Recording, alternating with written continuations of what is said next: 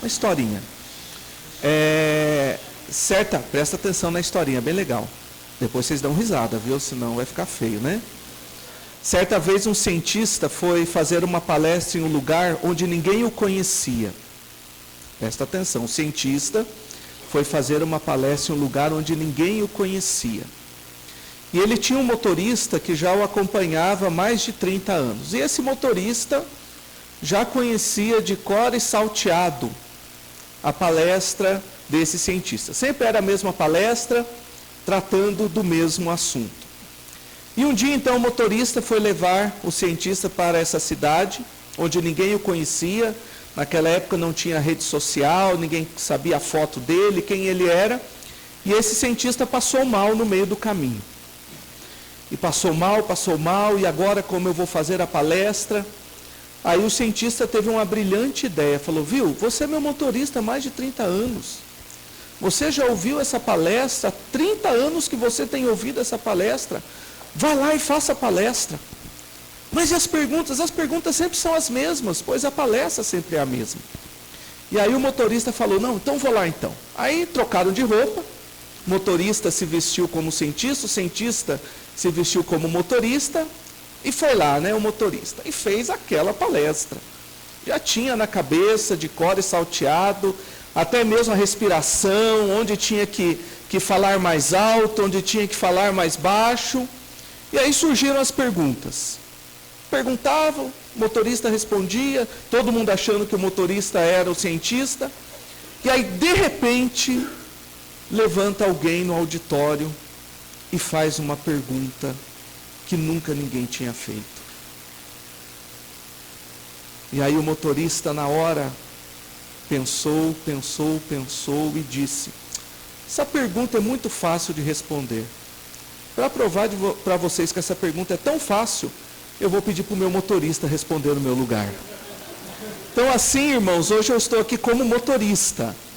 Se tiverem qualquer pergunta, tem o reverendo Carlos, o reverendo Arnildo, tem o reverendo João. Na verdade, os irmãos aí que podem responder, né, as perguntas mais profundas. Então nós estamos aqui apenas como motorista. O reverendo Mateus ali, escondido, né? Aí, ó. Olha aí, ó.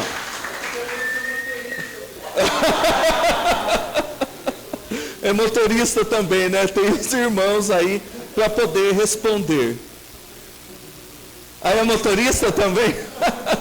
Então vamos lá, gente. Depois desse quebra-gelo, vamos para o que interessa, né? Filipenses capítulo 2, verso 12 e 13. Abram suas Bíblias, ou liguem suas Bíblias, né? Quem tem a Bíblia aí no aplicativo, então ligue o aplicativo. E eu fiquei triste quando eu cheguei aqui, porque eu achei que não iria pegar sinal de celular. Até comentei, né? Tinha que colocar um bloqueador de celular aqui no acampamento, né? Viu, reverendo? Bloqueador de celular aqui, né? Seria muito bom, né? Mas coloque aí no modo avião, desliga o Wi-Fi, os dados, né? Para você ficar só com a Bíblia. Porque quem resiste à tentação, né? De ver aquela notificação na hora que está lendo a Bíblia, né? Então, liguem seus aplicativos ou abram as Bíblias, Filipenses 2. Vamos ler todos juntos o verso 12 e o verso 13. Assim, pois, amados meus, como sempre obedecestes, não só a minha presença, porém muito mais agora na minha ausência, desenvolvei a vossa salvação com temor e tremor, porque Deus é quem efetua em vós tanto querer como realizar, segundo a sua boa vontade. Vamos orar, queridos? Pai querido, nós te agradecemos pela oportunidade de estar mais uma vez na tua presença, depois de te louvar, te adorar, mas agora para ouvir a tua palavra esta que fala ao nosso coração, que nos transforma e que nos faz viver conforme o teu querer. Ilumina a nossa mente, o nosso coração e me use, ó Pai, como instrumento em tuas mãos. É a oração que fazemos no nome de Jesus. Amém. A minha palestra, ela vai ser, ou mensagem, vai ser dividida em duas partes. Nós já colocou o cronograma ali, o cronômetro ali, reverendo? Está vendo? Mesmo sendo motorista, ainda tem que ter o cronômetro ali, né? Mas enfim, irmãos, a minha fala para vocês, ela vai ser dividida em duas partes. Na manhã, agora pela manhã, nós vamos ver alguns aspectos envolvendo a santificação de um modo geral, que a Bíblia nos fala a respeito deste tema. É claro que de modo algum nós vamos conseguir esgotar esse tema em apenas uma hora, mas no meu entendimento eu trouxe aqui aspectos centrais, importantes e determinantes, para que nós possamos ter uma compreensão deste tema tão importante, principalmente no contexto em que nós vivemos. E à noite, se assim Deus permitir, nós então traremos uma mensagem aplicando tudo aquilo que nós ouvimos agora no período da manhã. Então nós teremos essas duas partes. Uma parte que eu vou dizer um pouco mais teórica de manhã, que não é teórico, porque também tem várias aplicações, e à noite então nós vamos aprender a colocar em prática tudo aquilo que nós ouvimos agora pela manhã. O texto que nós lemos fala a respeito da salvação. Algo, queridos, que precisa ficar bem claro na nossa mente é que a salvação é só o início da vida cristã. Todos aqui são salvos? Todos têm certeza? Se Jesus voltasse hoje, vocês ficariam como? Felizes ou tristes? Ah, Monique, você estragou a brincadeira. Ô, Débora, pode levar a Monique lá para fora, por favor? Não, gente, ninguém ficaria feliz. Nós subiríamos felizes. Não é verdade? Ah, entenderam, né? Vou ficar feliz fazendo o que aqui, né? A gente vai subir feliz. Mas enfim, todos nós somos salvos. E estamos aqui porque somos salvos. Mas a palavra de Deus deixa bem claro que a salvação não é um fim em si mesmo. Ou seja, como o texto que nós lemos, nós precisamos desenvolver a nossa salvação. E desenvolver a nossa salvação envolve uma vida de santificação. Uma vida de consagração. Nós presbiterianos muitas vezes somos acusados, onde as pessoas dizem: vocês que creem na predestinação e na eleição, não precisam fazer mais nada, né? Já está salvo mesmo, já foi salvo, então para que viver em consagração a Deus? Para que buscar a santificação? Já que é salvo, isso é uma realidade, nós somos salvos em Jesus Cristo, e nós não perdemos a salvação de modo algum. Porém, isso é uma acusação infame contra nós. Por quê? Porque nós entendemos que a salvação não é o final, mas a salvação é o começo. E John MacArthur, ele diz que quem tem uma visão superficial da salvação, deprecia a doutrina da santificação. Ou seja, se na nossa mente, no nosso coração, nós temos a ideia de que salvos para sempre, e podemos viver da maneira como nós queremos, sem nos preocuparmos em agradar a Deus, então naturalmente nós temos uma visão superficial do que é a salvação. E corre um grande risco de nós não sermos salvos, se nós pensamos desta forma. Porque a salvação muda a nossa maneira de pensar em relação a Deus e em relação à nossa vida. Por isso, a ideia que nós temos de salvação é que ela é o início, e durante toda a nossa vida, enquanto nós vivermos nesse mundo, nós vamos desenvolver essa nossa salvação, e o desenvolvimento da nossa salvação, a palavra de Deus coloca para nós como santificação. O primeiro aspecto que nós precisamos compreender, entrando propriamente no tema, e eu coloquei santidade e santificação, porque são duas coisas distintas, porém que se completam em si, é que Deus, Ele é santo. Olha o que o texto nos diz: e clamavam uns para os outros, dizendo: Santo, Santo, Santo é o Senhor dos exércitos, toda a terra está cheia da sua glória. Exaltai ao Senhor nosso Deus e prostrai-vos ante o seu nome, porque santo é o Senhor nosso Deus. Então, o primeiro aspecto que nós precisamos compreender quando nós tratamos desse tema é que Deus, Ele é santo. E aí nós poderíamos pensar, mas pastor, é claro que Deus é santo. Eu sei que Deus é santo. A palavra de Deus coloca Deus como santo. Aqueles que se criaram na igreja, não é verdade, podem dizer: ah, pastor, mas eu ouço isso desde pequeno, que Deus é santo. Mas o que nós precisamos entender é que a santidade de Deus, existe dois aspectos nelas. Nós temos a santidade majestosa de Deus. E o que é a santidade majestosa de Deus? É que Ele é totalmente distinto e separado das suas criaturas. Olha lá o texto bíblico, alguém pode ler para nós? Um de cada vez, gente, para não causar tumulto aí, viu?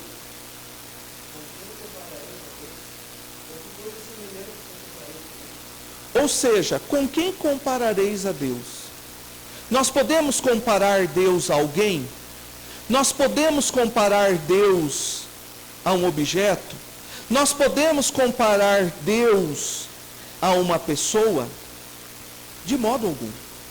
Não há como nós fazermos isso. Esse outro texto, alguém leia para nós?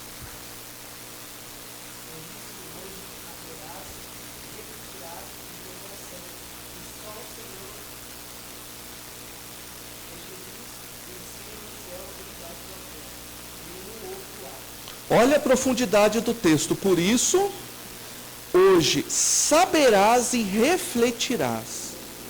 Então, quer dizer, saber que Deus é santo, mas refletir, pensar e entender o que significa essa santidade de Deus.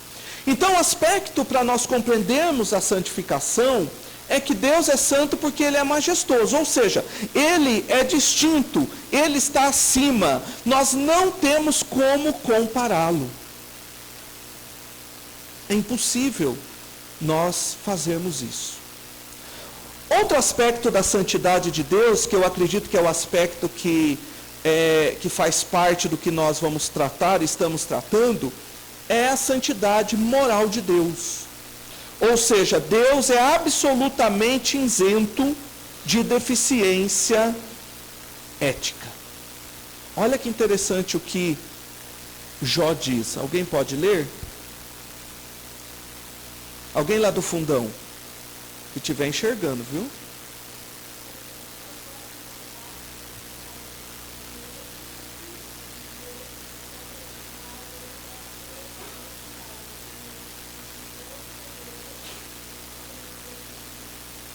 Ou seja, a santidade moral de Deus envolve a questão ética.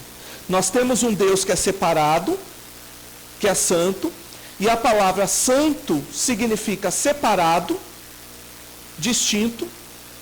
Nós temos a santidade moral de Deus, e por essa santidade moral, Ele não tem deficiência ética. Ou seja, Ele não faz nada de errado. De errado segundo o padrão de quem? O nosso padrão? O padrão dele. Então entra o quê? A perfeição de Deus. A perfeição de Deus. Tu és tão puro de olhos que não podes ver o mal e a opressão não podes contemplar. Ou seja, Deus ele é santo porque ele é distinto, ele é diferente de nós, como suas criaturas. Ele é santo porque ele tem uma ética moral elevada. Esses dois atributos de Deus é comunicado a nós. Alguém aqui se lembra lá das aulinhas de catecúmenos sobre os atributos comunicáveis e incomunicáveis de Deus? Quem aqui se lembra? Se lembram, né? Ou não estudaram isso na classe de catecúmenos? Ai, ai, ai, hein? Ai, ai, ai. Precisamos compreender. Então, Deus, ele é santo e ele comunicou a nós essa santidade. Ou seja, no momento que ele nos criou, ele também nos deu essa santidade. Que lá no Jardim do Éden era uma santidade perfeita. E me parece que ontem vocês trataram sobre essa questão, né? Da questão do pecado do homem. E entra a questão do pecado original. Mas que após a queda, essa santidade deixou de ser perfeita. A primeiro plano, nós tivemos a imagem de Deus em nós desfigurada, não perdida.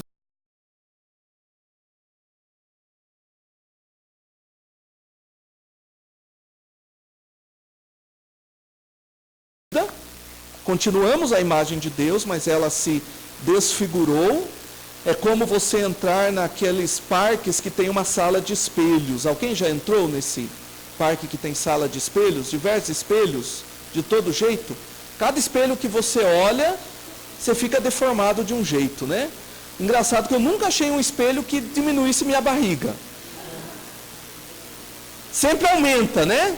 Ou diminui, ou nos torna mais alto. Enfim, o espelho, essa sala de espelhos sempre nos deformam. Essa é a ideia. A imagem de Deus não foi perdida em nós, de modo algum, mas ela foi deformada e ela é restaurada em Cristo. Ela é restaurada em nós, em Cristo. Partindo desse pressuposto, que Deus é santo, porque ele é separado, ou seja, distinto das suas criaturas, e também isento de qualquer deficiência moral, que entra o aspecto da santificação em nossas vidas.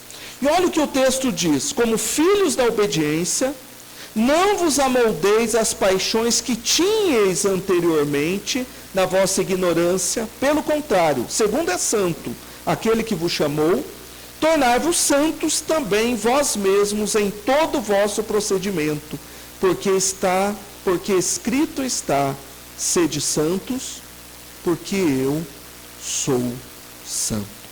Então nós temos um Deus que é santo, e ele comunica essa santidade a nós, e nós então também nos tornamos santos, e por isso devemos viver uma vida separada.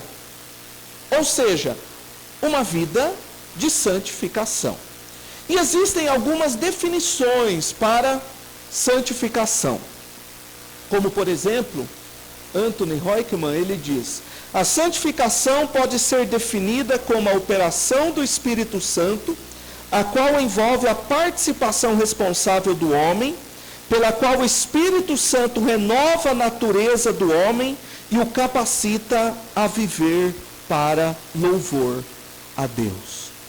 Também o reverendo Hermsten, particularmente eu gosto muito dessa definição de santificação dele, não é porque ele foi nosso professor no seminário, mas é um homem muito capaz e inteligente. Olha o que ele diz: podemos definir operacionalmente a santificação como um ato sobrenatural de Deus, que se inicia na regeneração, consistindo no progressivo abandono do pecado em direção a Deus, tendo como padrão a imagem de Jesus Cristo.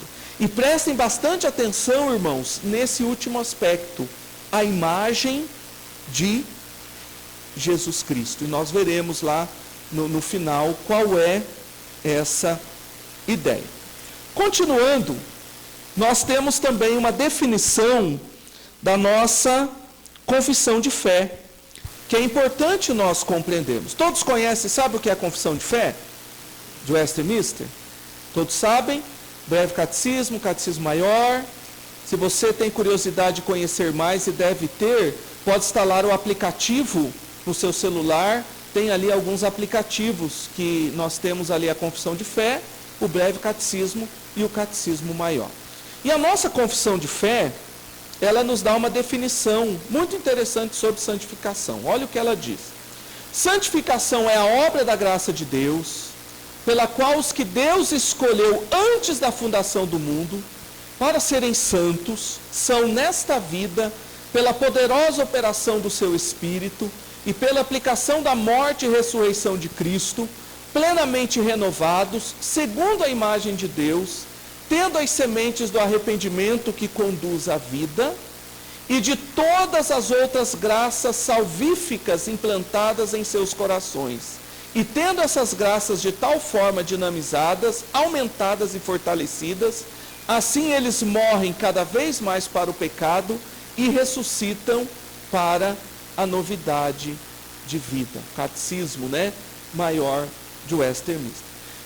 Então nós entendemos que a santificação é uma obra da Trindade nas nossas vidas. Por que é importante nós compreendermos a obra da Trindade?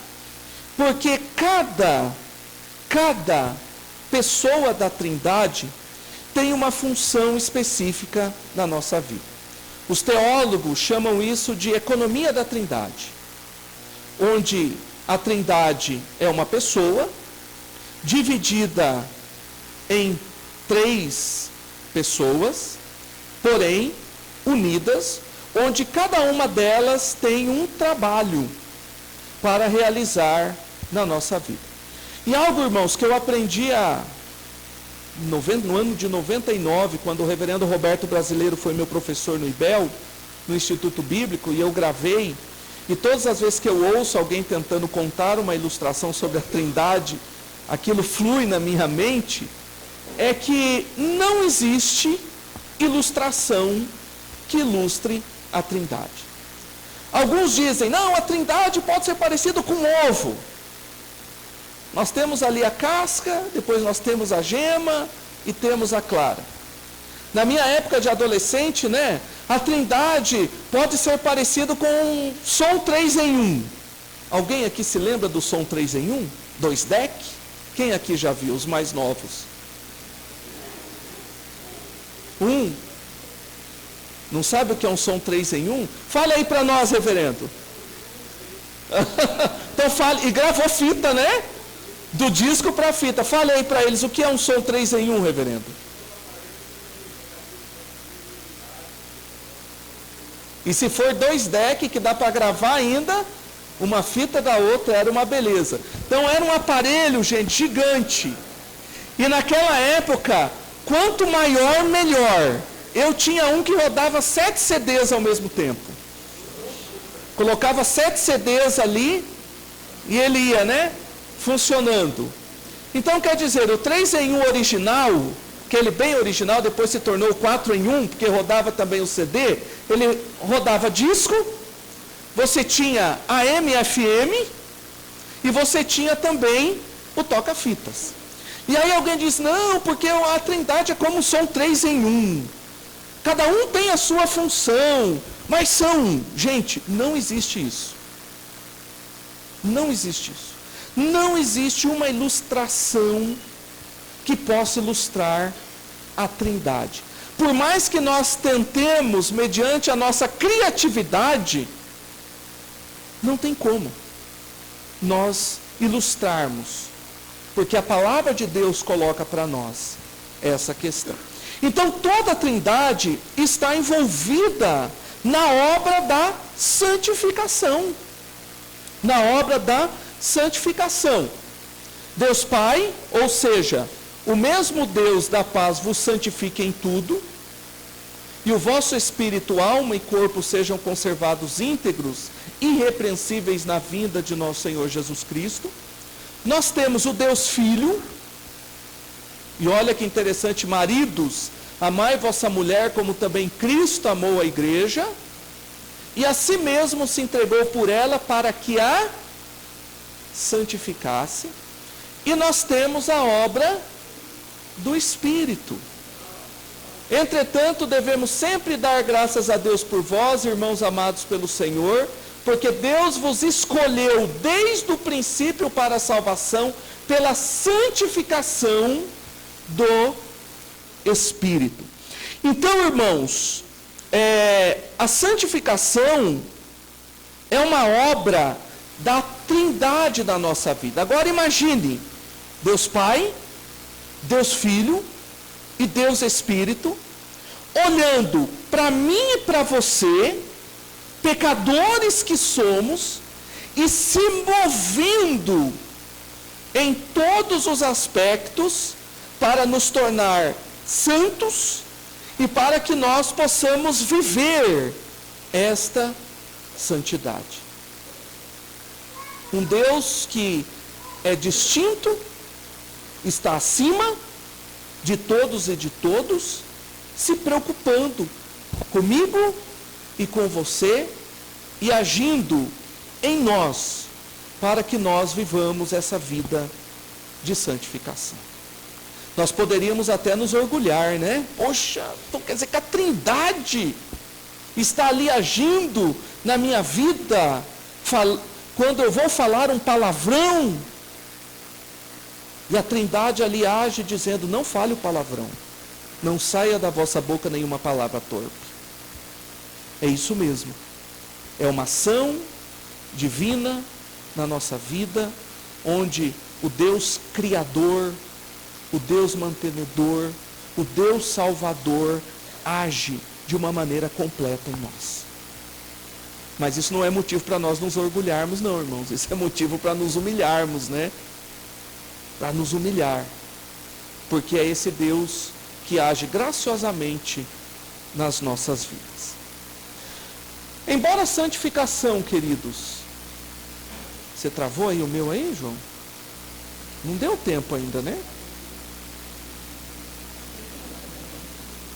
Olha lá, mais 5 minutos aí, só dessa errar. Aí, vamos lá. Embora a santificação seja uma obra da Trindade em termos práticos, ela é implantada no nosso interior por meio da obra redentora de Cristo. Olha o que diz o autor aos Hebreus. Aqui sabe quem é o autor aos Hebreus? Quem? Para você é Paulo? Olá, gente, tem alguém que conseguiu ir além, né? De todas as... Saul? Hã? Será, irmãos, que foi Paulo mesmo? Será que não foi Apolo, o autor? Oi? Ah, foi Timóteo que escreveu? O autor, a carta aos Hebreus? Ih, reverendo, vamos voltar todo mundo para a classinha de catecúmenos. Voltar todo mundo. Todo mundo. Gente, nós não sabemos quem é o autor da carta aos Hebreus. O que nós temos são cogitações, né? O irmão ali já disse que acha que é Paulo, depois que ele for para o seminário, ele vai desistir dessa ideia. Daqui 4 anos, pergunte para ele quem escreveu a carta aos Hebreus, ele vai desistir dessa ideia. Mas nós não sabemos. Porém, o fato de nós não sabermos quem é o autor da carta aos Hebreus, né, não significa que o conteúdo dela não seja importante para nós. Não seja importante para nós. E olha o que o autor aos Hebreus diz. Nessa vantagem é que temos sido santificados mediante a oferta do corpo de Jesus Cristo, uma vez por todas. Agora, pense comigo, irmãos. A Santíssima Trindade age na nossa vida para nos santificar. E Cristo ofereceu o seu corpo, a sua morte para nos santificar. E olha o que diz a nossa confissão de fé. Os que são eficazmente chamados e regenerados, tendo novo coração e novo espírito criado em si, são, além disso, santificados real e pessoalmente pela virtude da morte e ressurreição de Cristo. Por isso que só há santificação na vida daqueles que entendem que Cristo morreu pelos seus pecados. Porque é por meio da obra de Cristo. A obra sacrificial de Cristo. E essa obra redentora de Cristo, aplicada ao nosso coração, nos une a Ele. Na verdade, irmãos, a união com Cristo é como se fosse um grande guarda-chuva, onde todos os outros aspectos da salvação estão protegidos por Ele. Porque Cristo morre na cruz do Calvário, automaticamente nós somos unidos a Ele, e ao sermos unidos a Ele, nós fomos tornados santos. Por que eu coloquei não nos tornamos santos, mas fomos tornados santos? Quem aqui arrisca?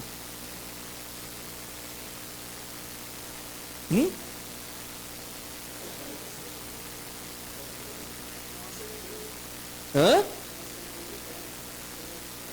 Rapaz, passou longe da trave, hein?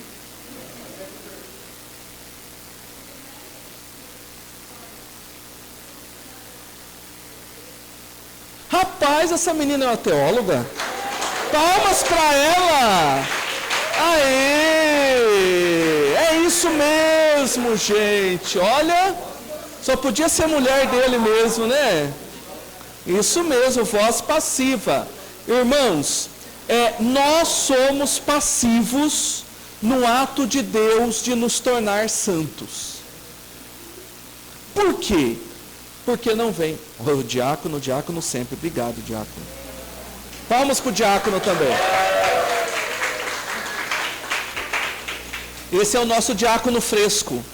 Não é porque ele é fresco não, gente. É porque ele foi eleito agora, recentemente. Então está fresquinho, como diácono ainda. Então, irmãos, é isso mesmo que a nossa irmã Ellen, né? Que a nossa irmã Ellen falou. Ou seja, nós somos passivos na ação de Deus em nos santificar, em nos tornar santos. Então esse é um aspecto que precisa ficar bem claro em nós. E olha o que o texto nos diz. Assim como nos escolheu nele antes da fundação do mundo, para sermos santos e irrepreensíveis perante ele. Então essa união nos tornou santos. E aí nós entendemos que não houve ação da nossa parte, uma ação exclusiva de Deus, aplicando toda a obra de redenção em Cristo, porém por meio dessa união, santos diante de Deus, nos capacitando a viver o quê? Em santificação. Então, conseguiram pegar os dois aspectos?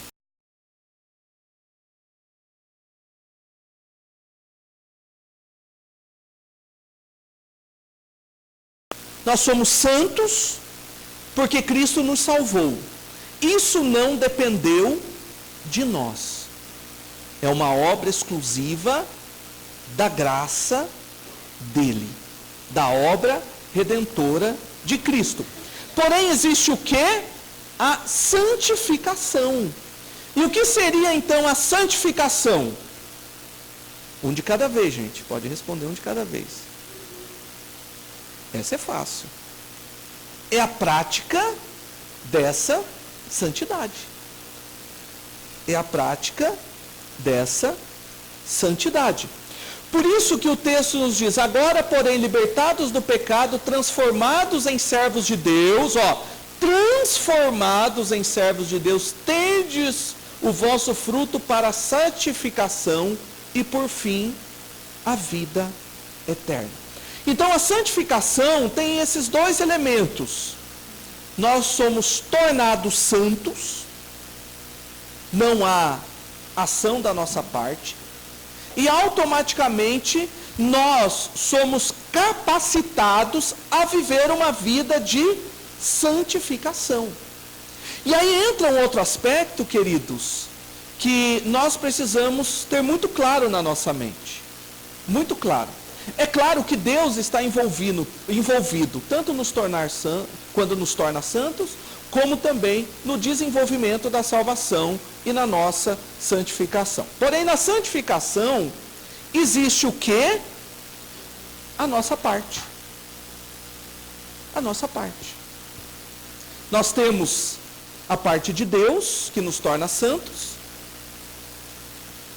e nós temos a nossa parte da santificação, que é só a nossa parte.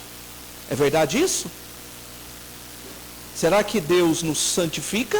Agora você é separado, você é santo, e joga a gente no mundão e diz, agora se virem para ser santo. É isso que Deus faz? Não. Ele continua agindo, mas agora é uma parceria. Por quê? Porque agora nós temos as sementes da santificação no nosso coração. E Ele nos capacita a regar essas sementes e a fazer com que essas sementes frutifiquem por meio da ação do Espírito Santo de Deus. Então, nós temos a nossa parte. Eu queria ficar só com a primeira, né? Sou santo, né? Não preciso fazer mais nada. Não, pelo contrário. Agora entra a nossa contrapartida. E essa contrapartida tem a ver com a mortificação do velho homem. E da velha mulher também, viu, gente?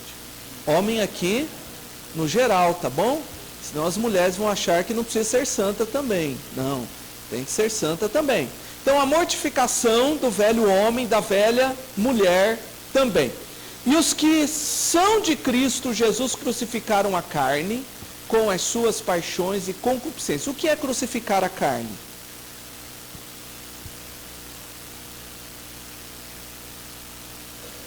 É dizer não para aquilo que nós gostamos, mas que desagrada a Deus. Ou seja, os desejos da carne. Todos nós aqui gostamos de comer, não gostamos? Ninguém gosta de comer? Nossa, eu fui lá na cozinha, eu falei, olha, graças a Deus que esse é o primeiro acampamento que eu vejo que a cozinha não é perto do salão de culto. Porque é duro, né? Você está lá na palestra e sentindo aquele cheiro delicioso, né? Das irmãs ali cozinhando. E aqui é uma bênção, porque você não sente o cheiro, vai sentir somente lá no refeitório. Comer não é pecado, é bom. E comer demais? É pecado. Não é verdade? E o comer demais é relativo para cada um, né? Relativo ao tamanho da pança, né? De cada um. Mas, enfim, o exagero. E o autor aos Hebreus, ele diz que nós devemos nos desembaraçar de todo peso, que não é um pecado, mas que nos atrapalha na vida cristã, e de todo pecado. Então, o peso pode se tornar um pecado na nossa vida. Estou falando peso físico não, irmãos. Tá? Estou falando peso daquilo que é lícito, mas nem sempre convém. Nem sempre convém. Então, mortificar, crucificar a carne, significa falar não para aqueles desejos que desagradam a Deus. É aprender a falar não para si mesmo. É aprender a conversar com você mesmo. Você já conversou com você mesmo? Nunca conversou com você mesmo? Às vezes você está ali, né? E você está pensando e você está conversando. Poxa, Alder, isso aí não é legal, né, Alder? Poxa, Alder. Né? Não é falar sozinho não, gente. Tá? É falar com o seu próprio pensamento, dizendo, olha, Alder, isso aí não é legal. A palavra de Deus diz que não. Ou seja, nós podemos conversar em nosso pensamento, a nossa consciência, né? Só não vai falar alto, viu? Senão vai achar que você está ficando doido. Isso significa aprender a falar não para nós mesmos. Não é não e acabou. Sabendo isto, que foi crucificado com ele o nosso velho homem, para que o corpo do pecado seja destruído e não sirvamos o pecado como escravos. E aqui entra um dos aspectos que nós estamos tratando. Santificação não significa deixar de pecar. Porque nós ainda temos que lidar com o pecado. Santificação não significa deixar de pecar. Mas significa que nós não vamos mais servir o pecado como escravos. Ou seja, nós temos o pecado remanescente em nós. Mas não significa que nós somos escravos, que nós somos servos e que nós vivemos para servir o pecado. De modo algum. Isso significa o quê? Mortificar o velho homem. Matar o velho homem. Outro aspecto é a vivificação do novo homem. Alguém lê para nós esse texto?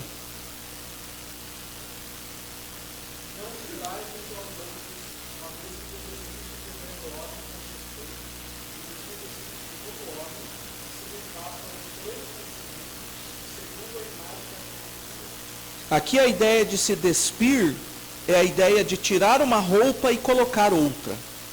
Então, quer dizer, nós tiramos a roupa do velho homem e nós revestimos, ou seja, colocamos a roupa do novo homem e da nova mulher. Para quê? Para viver uma vida de santificação.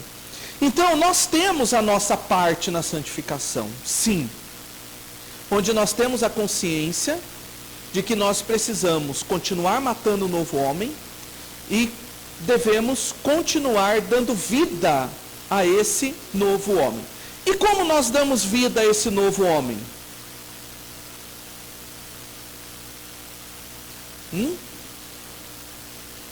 Lendo a Bíblia, orando. Tem aquela musiquinha, né, que as crianças cantam. Leia a Bíblia e faça oração se quiser crescer. Leia a Bíblia e faça oração se quiser crescer. Quem não lê a Bíblia e não faz oração, diminuirá. Isso, irmãos, é uma realidade. É uma realidade. Crente que não lê a Bíblia, crente que não ora, como vai se santificar? Não tem como se santificar. Não tem como matar o velho homem e fazer o novo homem viver. Por quê? Porque não está se alimentando naquilo que vai nutrir esse novo homem. Então, os meios de graça, oração e leitura da palavra de Deus são elementos essenciais para que nós façamos a nossa parte na questão da santificação. Não adianta pensar em querer ser santo, em querer se santificar.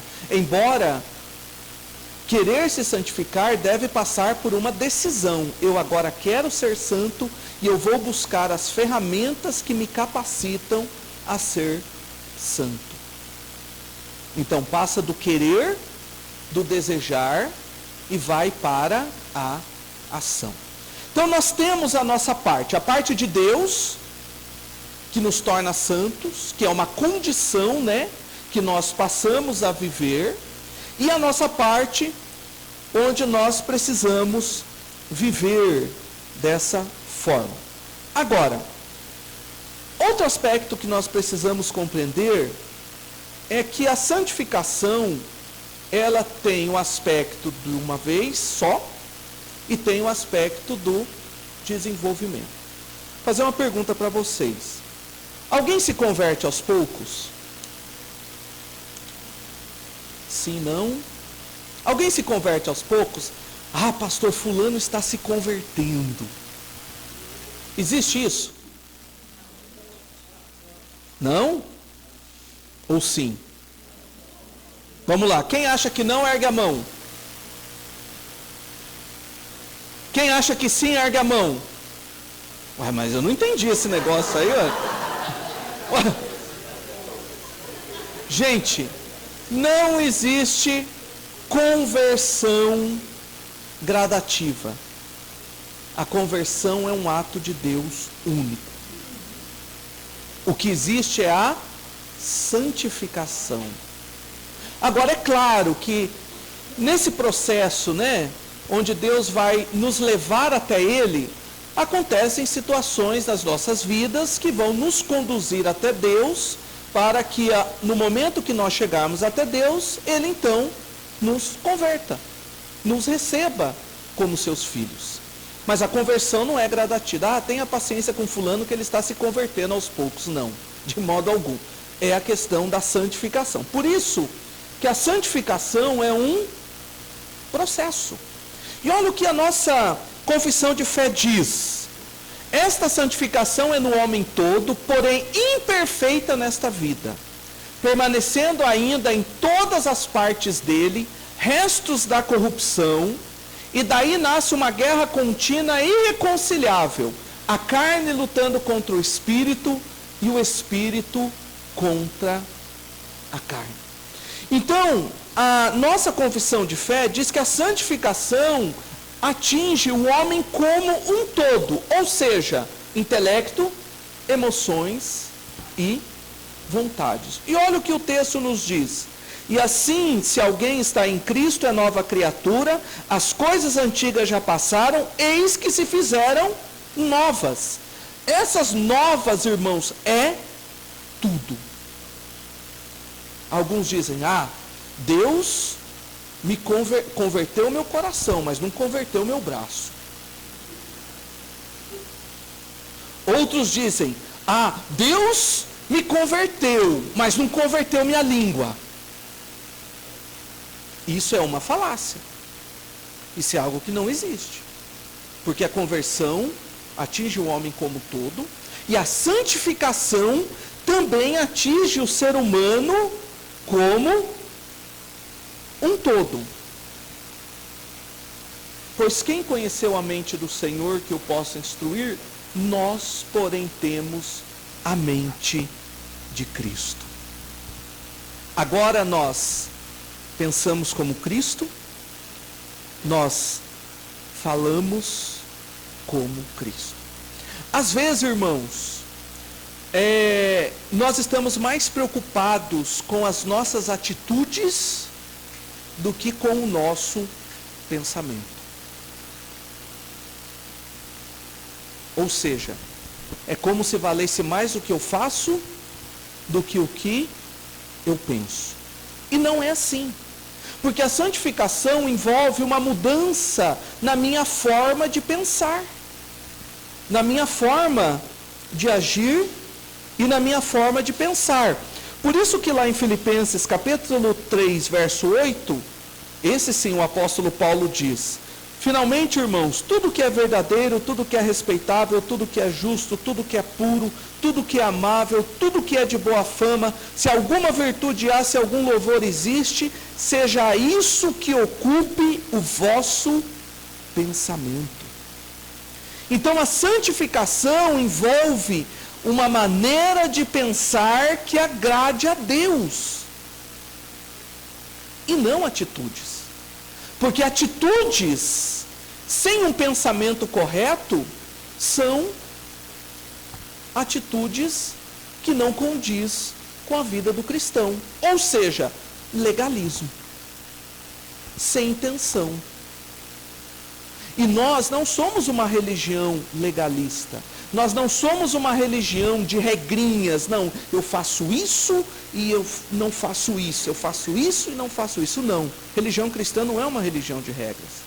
Mas religião cristã é uma religião de consciência, de reflexão, de pensamento. Então nós precisamos corrigir a nossa forma de pensar. E aí nós podemos conversar consigo mesmo. Redundante, né? Mas só para a gente fortalecer. Consigo.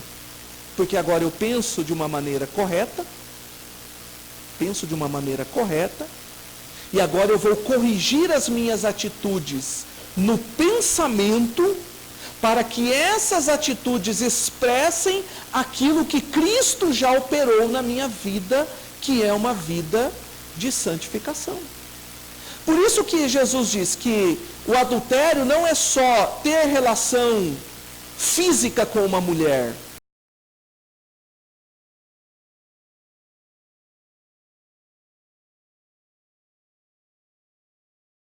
mas também é desejar. E as mulheres também, viu? Os homens bombadão, né? Aqueles fortão, não é verdade? Também tem que cuidar com o pensamento. Porque mulher também pode adulterar em pensamento. Então quer dizer, Cristo está preocupado. E a santificação envolve a nossa maneira de pensar, porque agora nós temos a mente de Cristo. A nossa santificação envolve as nossas emoções? Ou não? Ah, pastor, eu sou crente, mas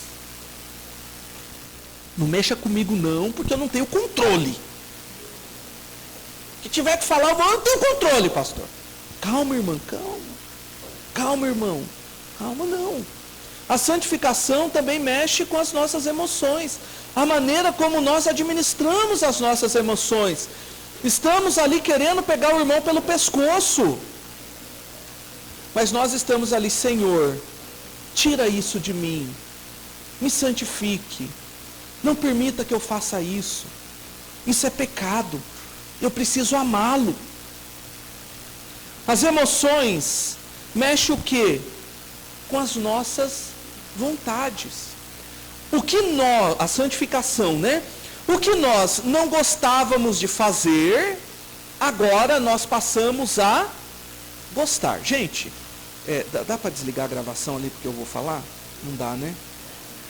Não, então deixa. Você corta depois, irmão? Então tá bom. Gente, deixa eu ver se tem algum espião aí. Vamos falar a verdade. Eu não sei se eu devo falar isso. Ah, não sei. Tá bom, eu vou falar. Gente, tem coisa mais chata do que a igreja? Veja bem, você vai na igreja, você vai sentar lá, o pastor vai falar um monte de coisa que você está fazendo de errado, né? E às vezes você até sai da igreja, nossa, mas será que minha mãe contou para ele? Fora o filho do pastor, né? Que aí a gente já sabe. Né, reverendo Carlos? A irmã chega, nossa, pastor, minha mãe tem conversado com o senhor? E a gente está lá. E além de tudo, ainda vai levar 10% do seu salário. Que é um dízimo. Não é verdade? Todos aqui dão dízimo? Amém, irmãos? Quem não dá o dízimo pede misericórdia. Opa! Então quer dizer, e aí nós vamos chegar lá, e nós vamos ter que ficar, senta, levanta, ora, lê a Bíblia. Aí acontece o louvorzão, né, bonito como esse, termina o louvor, né? E aí a gente fala, vou tomar uma água, e aquela água demora 1 hora do sermão do pastor. Ô crente para tomar água, né? Eu tenho o sonho de colocar uma mangueirinha no banco. Precisou de água, puxa ali a mangueirinha e já bebe, não é verdade? Porque é toda hora querendo tomar água. Não sei se isso acontece em outros lugares também. Não, né? Nossa, é só... Presbítero Claudinei, é só na Betel. Vamos resolver esse negócio, né? Vamos resolver esse negócio. Mas e por que nós vamos à igreja? E por que nós passamos a gostar da igreja?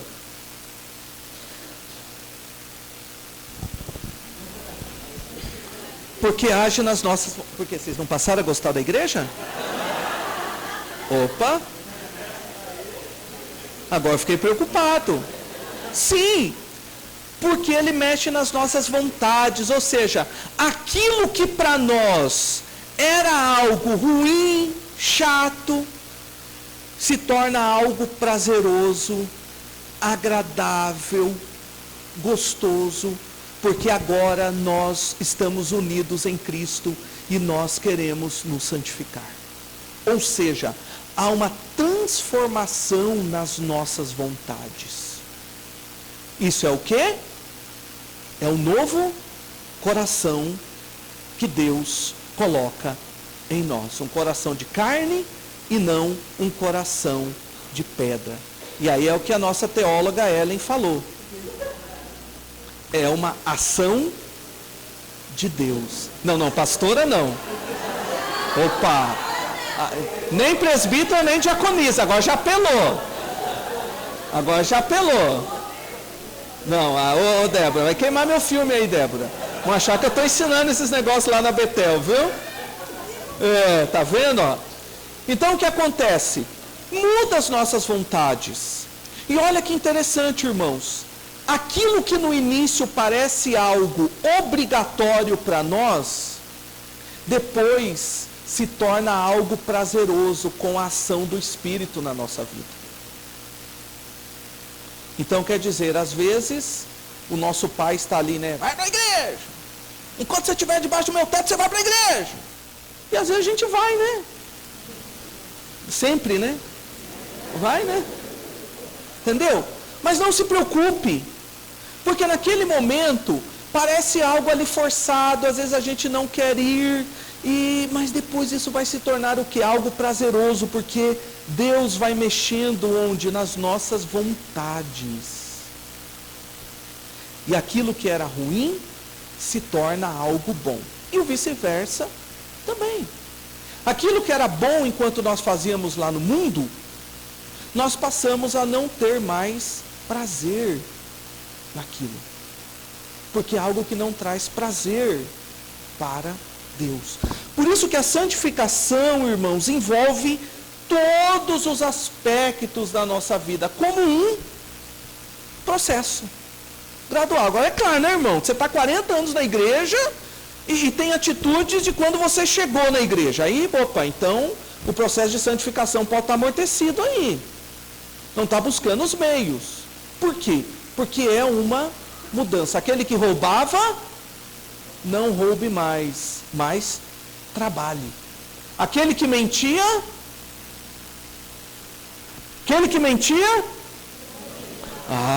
não mente mais. Fale apenas a verdade. Então, quer dizer, é uma transformação que envolve tudo na nossa vida. Mesmo tendo sido santificados por meio da obra redentora de Cristo, ainda pecamos e precisamos lidar com essa triste realidade. O apóstolo Paulo, lá em Romanos, diz: desventurado o homem que sou, quem me livrará do corpo dessa morte? Sabe qual é a ideia, queridos? Na época do Império Romano, quando alguém cometia um assassinato, existia várias formas de punição. Poderia matar ali com a espada, arrancar a cabeça, mas existia uma que era muito severa. O que eles faziam? Eles amarravam o defunto no corpo do assassino e jogavam os dois num quarto sem ventilação nenhuma. Imagine você com o defunto ali, amarrado no seu corpo, coloca você num quarto sem ventilação e ali você deveria ficar até o defunto putrefar, apodrecer. Para quê? Para sentir o cheiro e se arrepender daquilo que você havia feito.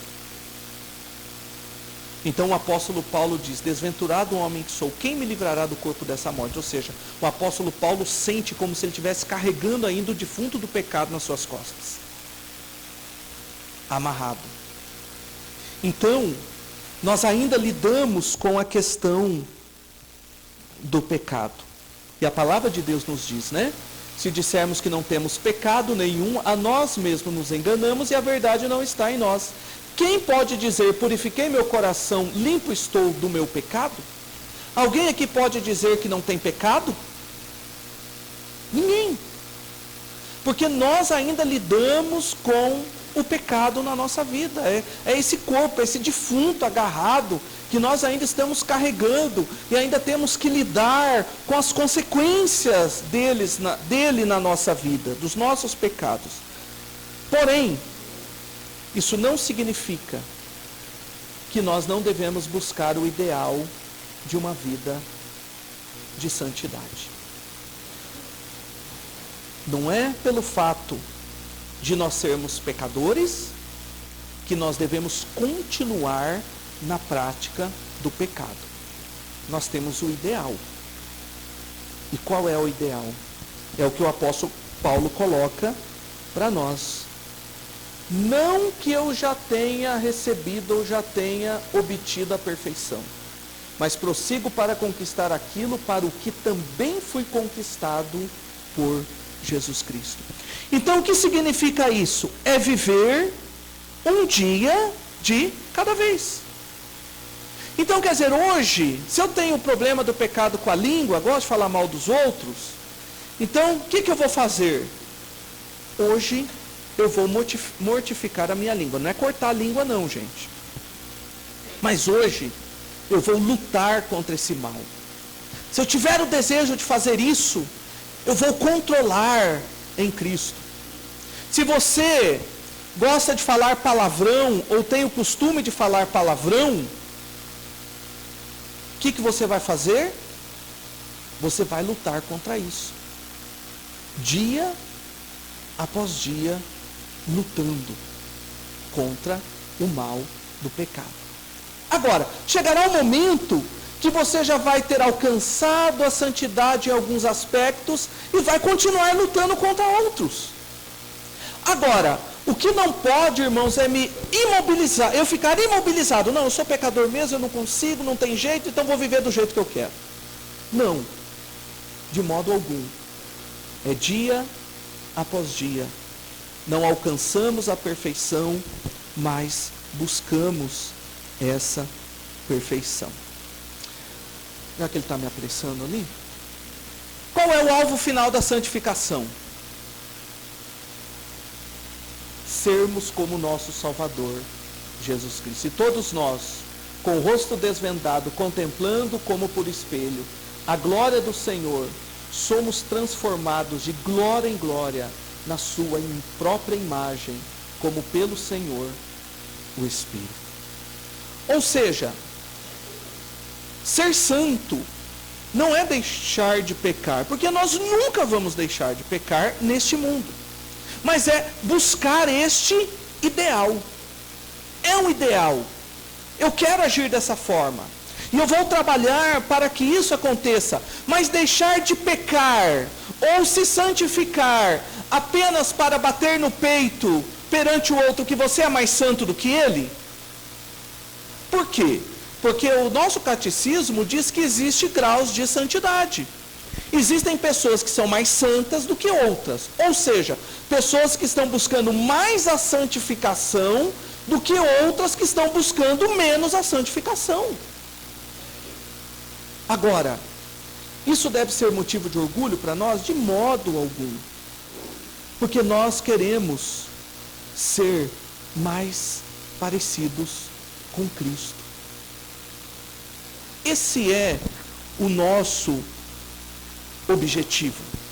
Ser mais parecidos com Cristo. E é por isso que nós buscamos uma vida de santificação. Para que quando alguém olhar para nós, aquela pessoa perceba que Cristo está sendo refletido na nossa forma de pensar, na nossa forma de agir, na nossa forma de falar. A santificação não é um fim em si mesmo. Não. É para abençoar os nossos irmãos. Como? Vivendo conforme Cristo. Agora, de tudo isso que nós ouvimos, irmãos, nós temos as bênçãos de se viver uma vida santificada. E o nosso catecismo menor nos apresentam essas bênçãos. Olha só, as bênçãos que nesta vida, acompanha a justificação, adoção e santificação, ou delas procedem, são certeza do amor de Deus. Quem aqui não tem o desejo de ter aquela convicção de que Deus lhe ama? De que as pessoas à sua volta podem até não lhe amar, mas que Deus te ama. Ou melhor, você pensa que as pessoas à sua volta não te amam, mas elas te amam. Adolescente, chegando à fase da adolescência, vive muito essas crises, né? Vive muito essas crises da autoaceitação, e nós vamos falar sobre isso à noite, né? Dentro desse aspecto da santificação. Mas ter a certeza de que Deus me amou tanto que Ele se movimentou para que eu e você pudéssemos estar aqui hoje, santos e buscando a santificação. Paz de consciência. O que significa paz de consciência? É colocar a nossa cabeça no travesseiro e entender que somos pecadores, mas que nós fizemos o máximo que nós conseguimos para buscar uma vida de santificação. Quer dizer, Senhor, eu tentei, eu busquei, eu trabalhei para isso. Então nós podemos dormir tranquilamente, tendo a certeza de que o Espírito Santo de Deus agiu nas nossas vidas, nas nossas vontades, nas nossas emoções, e por isso nós podemos ficar tranquilos, porque nós também estamos buscando fazer o que nós devemos fazer. Gozo no Espírito Santo, ou seja, a verdadeira alegria, que não depende das circunstâncias, mas uma alegria de ter a certeza que o Espírito Santo de Deus está trabalhando na minha vida e na sua vida, nos conformando à imagem de Cristo. Isso é, irmãos, algo fantástico para nós, né? Só essa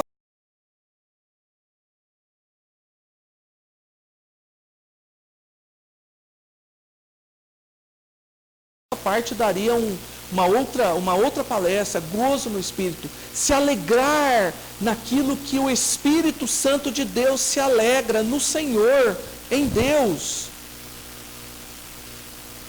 Aumento da graça, dia após dia, a graça de Deus vai nos transformando e sendo derramado nas nossas vidas, e perseverança nela até o fim. Por isso que a garantia da vitória na busca da santificação está em Deus. Estou plenamente certo de que aquele que começou a boa obra em vós há de completá-la até o dia de Cristo. Deus começou uma obra em nós e Ele vai completar. Ele está fazendo, Ele está transformando, Ele está mudando, mas vai se completar. Nós podemos ter essa convicção, né? A perseverança dos santos, Deus perseverando por nós. E nesta guerra, embora as corrupções restantes prevaleçam por algum tempo, contudo, pelo contínuo socorro da eficácia do santificador Espírito de Cristo, a parte regenerada vence, e assim os santos crescem em graça, aperfeiçoando a santidade no temor de Deus. Irmãos, nós somos mais do que vencedores em Cristo Jesus, no que diz respeito à nossa santificação. Em determinados momentos, nós achamos que estamos fracassando. Mas até mesmo a ideia do fracasso nos leva mais adiante. Nos leva à frente. Por quê? Porque há essa ação, há esse socorro, há esse trabalho de aperfeiçoamento. E Judas, verso 24, verso 25, nos diz: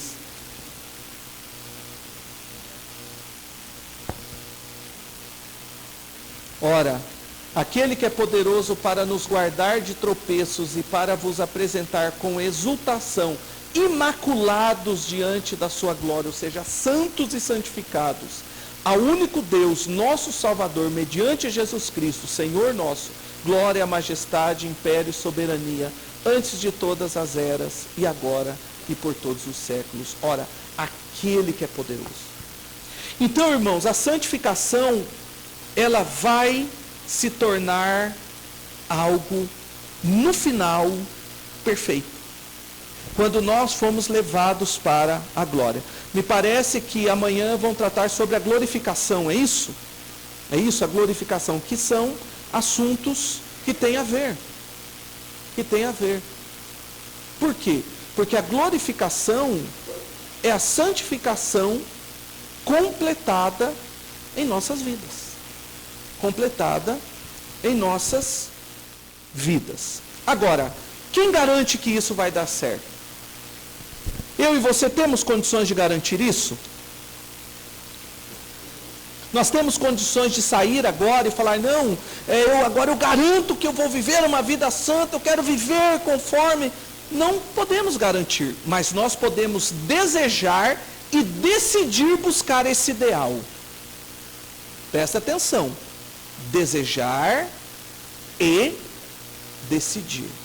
E eu sempre digo que funciona como escola dominical. Escola dominical passa por uma decisão. Eu decido ir para a escola dominical. E aí eu vou colocar o despertador, nem que seja aquele despertador, coloca 5 horas da manhã e a cada 15 minutos vai despertando, né? Soneca, soneca, soneca, soneca, soneca, soneca. Mas eu vou, por quê? Porque eu decidi fazer. Agora, a partir do momento que eu decido, não a salvação nem a santificação, mas a santificação como processo na nossa vida, eu quero ser santo, Deus vai efetuar em nós tanto querer como o realizar. Então há garantias para nós de que isso vai dar certo. De que isso vai dar certo. E eu acho que esse é um dos pontos importantes para nós. Porque às vezes, na empreitada da vida cristã, às vezes nós achamos que não vai dar certo, que eu não vou conseguir, que eu não vou chegar ao final. Mas vai, irmãos, claro que vai. Porque é a Trindade que garante isso para as nossas vidas. Concluindo, passei quantos minutos? Não deu 15. 6? Então estou dentro da tolerância. É 25 a tolerância, né? Então, vamos lá. Concluindo, irmãos, o que nós vimos agora pela manhã, que é apenas uma introdução, um preparo para o que nós veremos à noite. Fomos tornados santos pela obra redentora de Cristo. Então quer dizer, houve uma obra na nossa vida, que não dependeu da nossa escolha, do nosso querer, mas um presente de Deus para nós. Temos participação na santificação. O Espírito Santo de Deus trabalha na nossa vida e assim nós vamos praticando a palavra de Deus, orando, buscando viver uma vida santa conforme o querer do Senhor. Somos abençoados ao vivermos uma vida santificada. É uma bênção para nós. Uma bênção maior do que nós podemos imaginar. O alvo da santificação é nos tornarmos mais parecidos com Cristo. Não é um fim em si mesmo, irmãos. Eu quero ser igual a Cristo. Como? Nos seus atributos. Na sua vida. Na sua forma de agir. Na sua forma de falar. Temos a garantia de que chegaremos no último dia na presença de Deus, santificados. Essas são as certezas que nós precisamos ter nesta busca pela santificação. Que Deus nos abençoe nessa manhã, e o meu desejo é que tudo que nós ouvimos tenha uma aplicação clara aos nossos corações mediante o Santo Espírito. Amém.